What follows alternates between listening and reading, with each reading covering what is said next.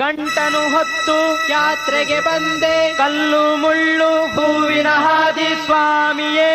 ಅಯ್ಯಪ್ಪೋ ಸ್ವಾಮಿ ಶರಣಂ ಅಯ್ಯಪ್ಪ ಶರಣಂ ಗಂಟನು ಹೊತ್ತು ಯಾತ್ರೆಗೆ ಬಂದೆ ಕಲ್ಲು ಮುಳ್ಳು ಹೂವಿನ ಹಾದಿ ಸ್ವಾಮಿಯೇ ಅಯ್ಯಪ್ಪೋ ಸ್ವಾಮಿ ಶರಣಂ ಅಯ್ಯಪ್ಪ ಶರಣಂ